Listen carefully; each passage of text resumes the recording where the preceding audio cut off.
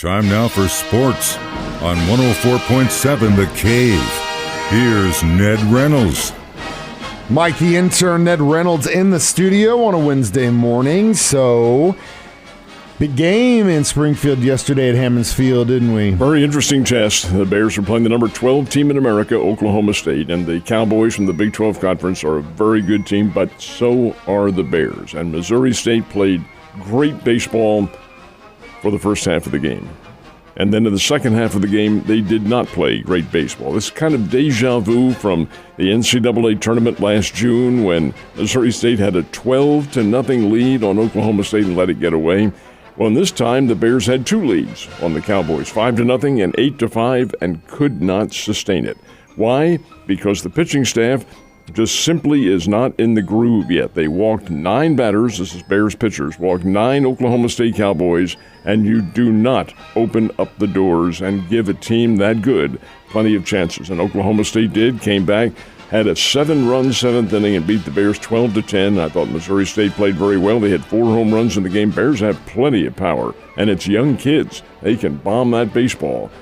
But you've got to have all phases of the game. There was one particular stretch where the Bears had an inning-ending double play and made a bad throw to first base, an error, and gosh, that left the door open. And again, with good teams like Oklahoma State, you can't leave the door ajar. You've got to slam it shut on them and keep them out of the game. Still, I think this Bears ball club is very good. They're 5-3 on the year, and I think they're going to win a whole lot of games. Well, hopefully that pitching staff can kind of step up, because when you got a 5-0 lead, if your pitching is there, man, you ain't got to worry about nothing. How about last year when they had a 12-0? Yeah, I know. That's not a very good sign, especially this early on in the season. But it is early, so we'll see what happens. Also, a really sad note in the sports world this morning. Yeah, this really bothers me, because this is the individual who passed away, 97-year-old Reverend Bob Richards, was a great American sports hero back in the 1940s, 50s, and really even after that, because he was the national spokesman. You're probably a little too young to remember this, Mike, but national spokesman for Wheaties, the breakfast cereal, and he was a great spokesman for it. The Reverend Bob was 2-time Olympic gold medalist in pole vaulting. He was called the pole vaulting parson, or the vaulting vicar, as the media like to use the alliteration. And he was really a great guy, great personality, a minister, ordained minister, one of the all-time great athletes ever produced at the University of Illinois, 6-time champion in track and field and decathlon at Illinois, 3 Olympics in London, Helsinki, and Melbourne. And in that last one in Melbourne, he not only won the gold medal in pole vaulting, but he also competed in the decathlon. Great individual, one of America's great heroes, passing away, the Reverend Bob Richards at the age of 97. What an incredible life, though. And yeah. I bet he had more Wheaties than anybody else in the entire history of the world. So thanks for what you left us. Last but not least, it had some exhibition baseball games yesterday. Cardinals against the Nationals. Is that right? Cardinals did win. Knocked off the Nationals by a score of 5-3. Nolan Arenado, 3 for 3. That's a great start. Now, he's only with the Cardinals for a short time, as are Wainwright and Michaelis. And several others who are playing for other teams. But that World Baseball Classic begins here a little bit later on. I think it's the first next week is when they'll begin play, and that's when those guys will all leave that club and then go to the World Baseball Classic. But they don't lose. Baseball, come on, you're getting the training in. It's training. Doesn't matter what uniform you're Anyway, the Cardinals got a 5-3 win, and the Kansas City Royals come away with the win. It was 6-6 in the 9th inning. And the Royals scored 6 runs. 12-6. Kansas City beats the Cleveland Guardians. Outstanding wins for both of them. Yeah, man. If like I said earlier in the week, if spring training counted, the Royals would be off to a hell of a start. But you don't want to get too hot, too soon, especially just say we had a great spring training and then our regular season, meh. So when the Super Bowl happened in Arizona, media made a big deal about the fact that the Sodfather was involved, and obviously for you old dogs, it's a pretty cool thing that he's still involved in. But at the same time, after they made a big deal about him being involved in the field and all that stuff, getting a lot of flack for the lack thereof in its quality. So he had some thoughts about that, didn't he? I'm glad you said involved. You're talking about George Toma, who is 94 years old, and of course for years and years and years, decades as a matter of fact, if not centuries, gained great fame as the groundskeeper for the Kansas City Chiefs, and he's in the Hall of Fame. The man was a master at taking care of fields and has been involved in all 57 of the Super Bowl games, either in a direct capacity or an advisory capacity, which he was this year. 94, you're not going to get around all that much.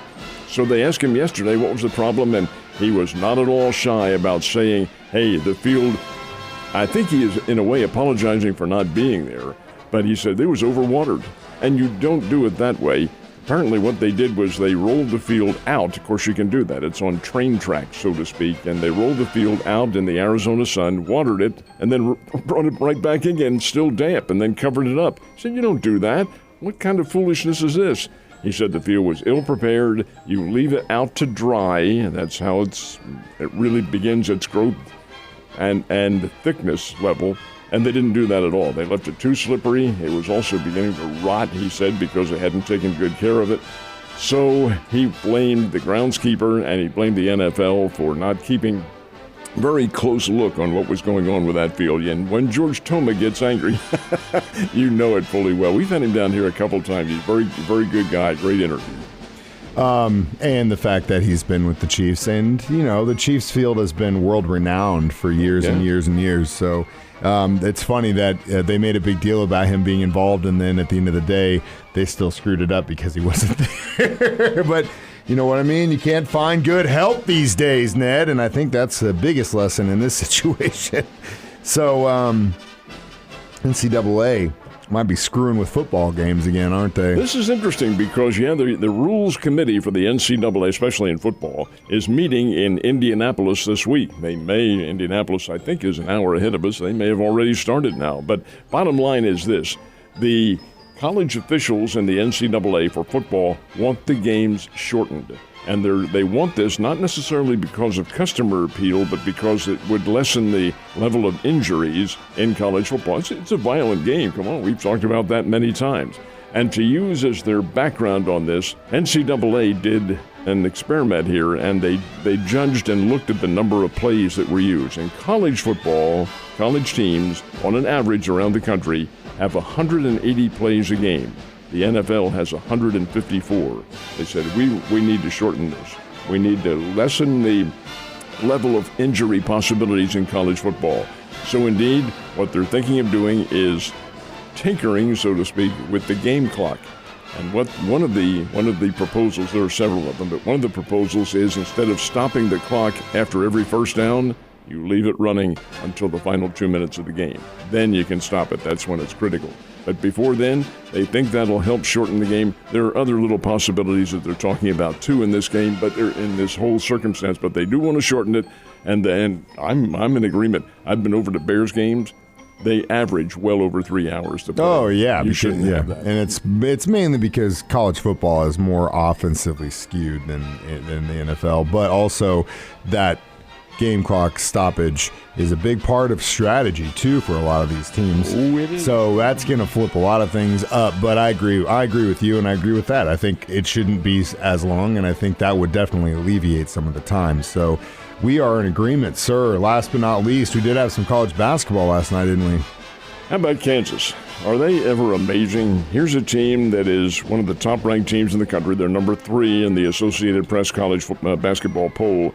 Played Texas Tech last night, and the Red Raiders from Lubbock. Game was in Lawrence, but the Red Raiders gave Kansas all sorts of fits. But the Jayhawks won it 67-63.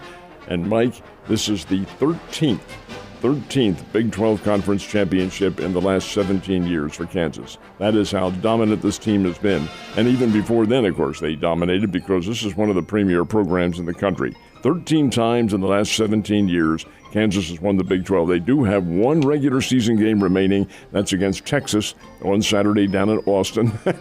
Those fans will turn out for that, but it doesn't make any difference in the final standings.